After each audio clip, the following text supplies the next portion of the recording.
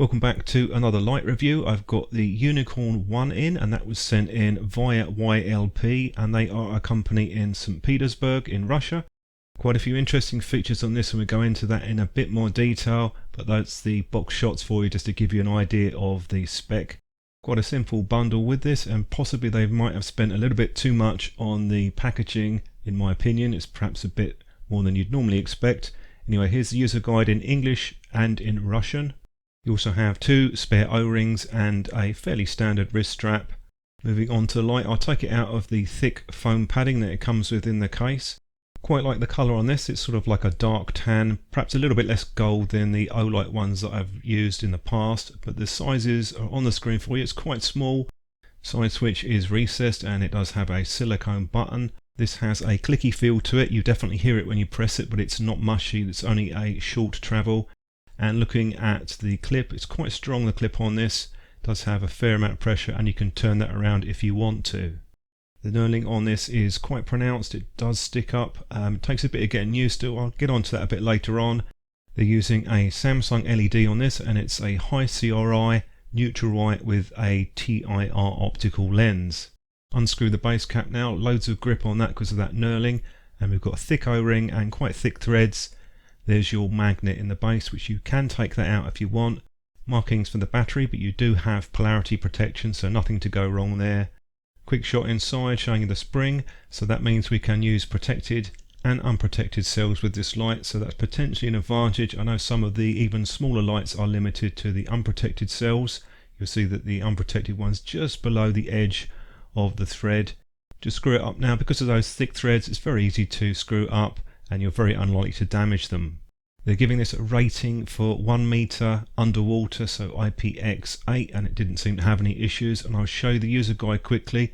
This is the basic one that I've given you. That's the first 2 pages that you're going to see on screen, which covers the normal operation. In addition to that, you can download a PDF which has an engineering menu where you can tweak all sorts of extra things, and that gets a bit more complicated, so I really do recommend having a look at that.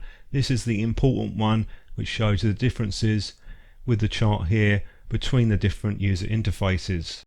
With this section, it's going to be a little bit longer than normal, but I'll try and cover most of the areas of the UI. Single press on off, and you can push and hold that. In for about a second takes you to your lowest mode. A double press takes you to the highest output, which is 850 lumens. If you hit the side switch 4 times, that's your battery level check, and I've put the details on the screen for you. Pretty simple, 1 to 5 flashes, that tells you pretty good idea of your battery condition. This is the default UI that it ships with, so it's just a case of push and hold the button to cycle up and down. It does go up and then down rather than cycle round, so maybe that's not to everyone's taste, but it doesn't really bother me. If you want to get to the advanced UIs, you need to hit it 14 times. Once you've got there, if you want to cycle between the other advanced UIs, you just need to hit 5 clicks and then hold it in, and that takes you to the next one. And to get back to the reset, back to the original one, is 12 clicks. Advanced UI 1 is a smooth ramping mode. I put the information on screen for you there. It's pretty easy to get used to, just the fine adjustment if you quickly press, if you want to go up and down. If you want to get to strobe, you need to be in UI 2 or UI 3, and that's a triple press. You can adjust the output on that. If you want to use the beacon, you can only do that in UI 2. And that is the sort of more sophisticated ramping mode with all the extras. Showing you here the tactical mode, UI 2 only. You can 4 clicks and hold that, means you just get a momentary function on the light, so it only comes on when you press the side switch in.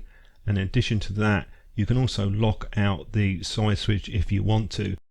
UI 3 is an enhanced version of the basic UI. It just allows you to do a few extra things such as the strobe, and if you want that button light on or off when it's off, and I'll show you that now.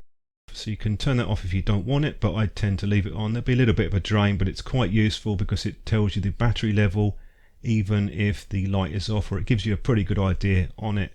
So quite a sophisticated UI there, but it can also be pretty basic. So if you want to just leave it in the basic mode and you gave the light to someone, or you put it in the basic ramping mode, it's pretty easy to get used to.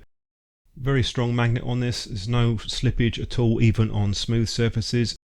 Give you a quick side by side with the Nightcore EC30, which is also a fairly compact 18650. They've got different designs, and it is a little bit smaller than the Nightcore, so we'll move straight on to the Beamshots. At the high level, they're rating it to 810 lumens. We've got that mixed beam pattern, quite cool, and up to the turbo level you can see that hotspot really increases in intensity. Onto the Unicorn at 450 lumens, you've still got a pretty good range on this light. Once you increase that to 850 lumens, you'll see that it does spread out quite nicely on the side. Big difference on the tint between these two lights, I have to say.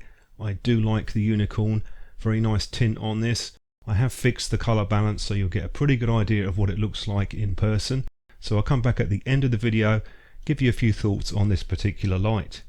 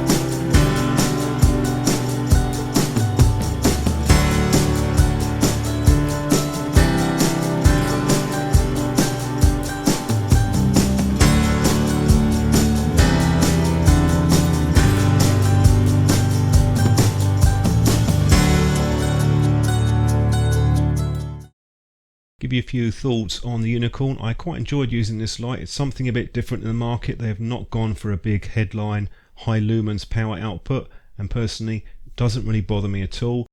I do like the tint. The high CRI is useful, particularly if you use lights for things like video or photography, because you get better colour reproduction. I do think though that it would benefit from perhaps a slight redesign on the body. I'd flatten that knurling off a little bit. Would also like to see possibly a metal side switch. Put a little bit more into the torch, a little bit less into the packaging, but overall a very enjoyable light to use. Definitely has plenty to offer, particularly if you like high CRI neutral white lights.